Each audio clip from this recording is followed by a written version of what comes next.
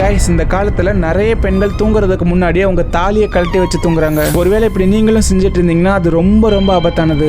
அது ஏன் அப்படின்னு சொல்கிறேன், நான் ஃபாலோ பண்ணிவிட்டு இந்த வீடியோவை கவனமாக பாருங்கள். புதுசாக கல்யாணமான ஒரு பொண்ணு தூங்குறதுக்கு முன்னாடி அவங்க தாலியை கழட்டி வச்சு தூங்குறாங்க. அதுக்கப்புறமா அந்த பொண்ணுக்கு நைட் டைமில் ஏதோ ஒரு மெட்டல் சவுண்டு கேட்குது. டெய்லியும் அந்த பொண்ணு காலையில் எந்திரிச்சதுமே புருஷன்ட்ட நீங்கள் அந்த சத்தத்தை கேட்டீங்களா அப்படின்னு கேட்குறாங்க. அதுக்கு அவரும் நான் எதையுமே கேட்கலையேன்னு சொல்கிறாரு. இப்படியே டெய்லியும் நடந்ததால் ஒரு நாள் அந்த பொண்ணு தூங்காமல் அந்த சத்தம் என்னவா இருக்கும்னு கவனிச்சிருக்காங்க.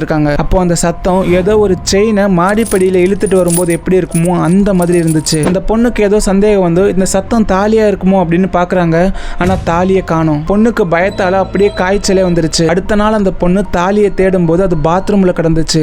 இந்த சம்பவம் நடந்த ஒரே வாரத்துல அந்த பொண்ணோட கணவர் படுத்த படுக்கை ஆயிட்டாரு. இதுக்கப்புறமா அந்த பொண்ணு வீட்டில் உள்ளவங்கள்ட்ட இந்த சம்பவத்தை பத்தி சொல்லும் போது வீட்டில் உள்ளவங்க ஃபேமிலி பூஜாரி கிட்ட கேட்கறாங்க. அதுக்கு அந்த பூஜாரி தாலியை கழட்டி வைக்கும் போது எதிர்மறை ஆற்றல்களும் ஆவிகளும் ரொம்ப எளிதா ஈர்க்கப்படும். இது மனிதர்களை தாக்குறதுக்கு நாமளே ஒரு வழியை ஏற்படுத்தி வச்ச மாதிரி ஆகிடும்னு சொல்றாரு. இப்படி தாலியை கழட்டி வைக்கிறதால கணவன் மனைவிகளுக்கு இடையே உறவுகள் பாதிக்கப்படுவதோட மட்டும் இல்லாம வீட்டில் உள்ளவங்களுக்கு எப்பவுமே உடல்நிலை சரியில்லாம போகும் அப்படின்னு கூட சொல்றாரு. நான் உங்க நல்லதுக்காக தான் சொல்றேன், ஜாக்கிரதையா இருந்துக்கோங்க.